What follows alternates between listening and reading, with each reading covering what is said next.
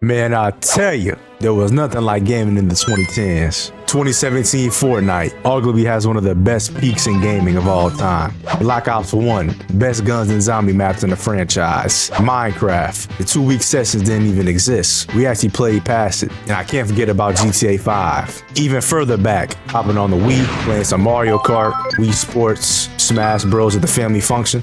I genuinely remember in school thinking about playing in class. Running out the class as soon as the bell rings, eager to hop on the game. I was not listening to anything my teacher was talking about. I was thinking about hopping on 2K16 to grind my career. Nowadays, however, I'm not this eager to hop on the game like that for real. Now I know it's typical for everybody to say that this is due to everybody getting older, having more responsibilities and less time to get on the game, potentially losing interest in gaming. Wrong.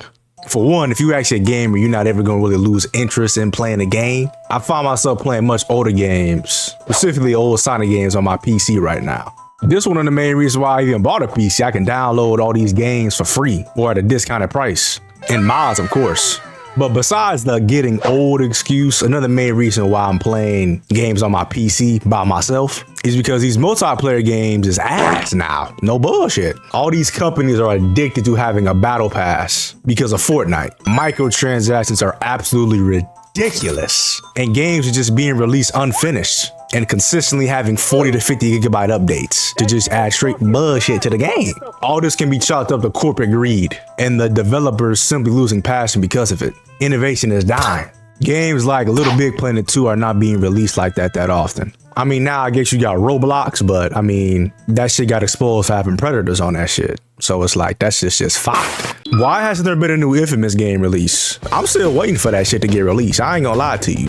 Sucker Punch? Games like Infamous where I actually feel like a god. I can just fuck shit up. They don't really release games like that either. Now looking at the multiplayer games, Fortnite is literally a multiverse. Piccadilly is a map that exists. And GTA 5 has been released on 3 console generations. GTA 6 still ain't out, and we don't even know if it's gonna come out this year. That shit been getting delayed consistently. Let me do a little sidebar for Call of Duty. Every single game is in the same fucking game download for some reason. Every single new Call of Duty game has been released under the same name, the same application, Call of Duty. I don't know who came up with this. The UI is just so terrible. Who came up with this? I don't know it. I don't. What are we doing? I really could go on and on about the dumbass decisions these multi-billion-dollar companies and execs, CEOs have been making. Suicide Squad is a game that was released. Do I need to say more? Another aspect as to why gaming just doesn't have the same feeling as it did back in the 2010s is the community. Ball and gun gamers versus single player gamers. Holy shit. You have these clowns say shit like single player games are boring. Meanwhile, they played NBA 2K18 on a consistent basis.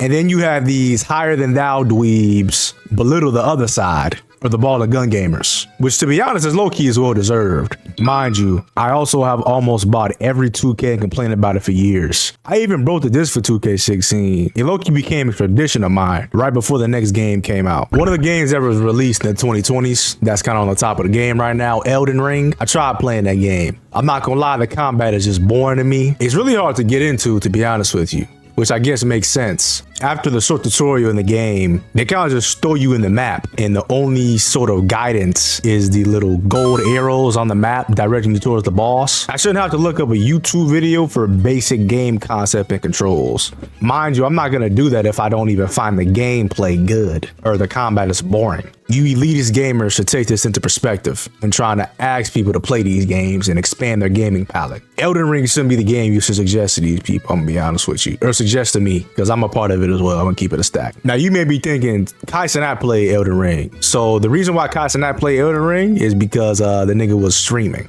I'm 1000% positive if Kai was not streaming Elden Ring, he would not play the game. He didn't play the game off stream. I'm just keeping it a stack with you, he didn't.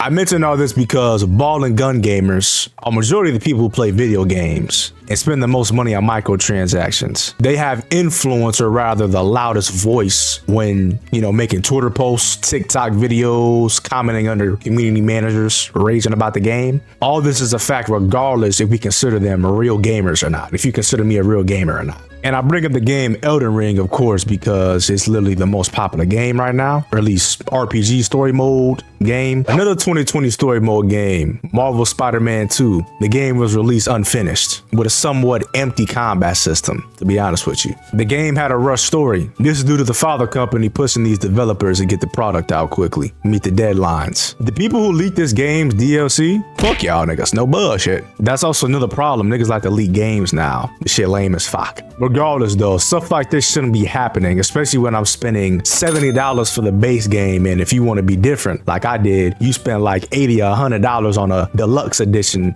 with items and shit you probably not even going to use really. They're not even going to be that effective when you actually get in the game. You're going to find something in the game that's going to be better than that item. Back in the day, you could get a game for $40 to $50 and it would be finished actually. It wouldn't be no bullshit release. Marvel Rivals is literally gooner and rage bait.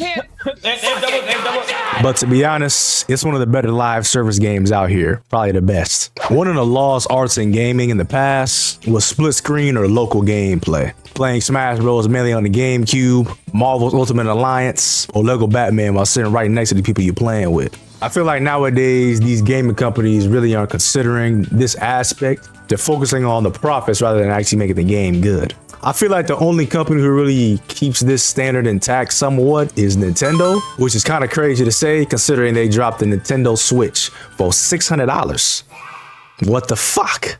The reason I say they somewhat keep this standard is because Nintendo games were designed to be played with your family or, you know, somebody sitting right next to you. Even with them still keeping this art intact, they refuse to decrease the prices of their games that are arguably the same game being released, just reskinned. Another thing I mentioned in the intro, grinding 2K16, grinding games in general. You won't catch me dead doing this shit no more. 2K23 ruined this for me, genuinely. There were so many cutscenes in this game, it was like literally ridiculous. So many cutscenes, so many bullshit side missions that Ronnie decided to add, or whoever the fuck added this shit in the game. I just want to hoop.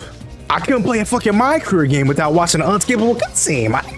All of these games do this shit though. It's not just 2K forcing shit down your throat.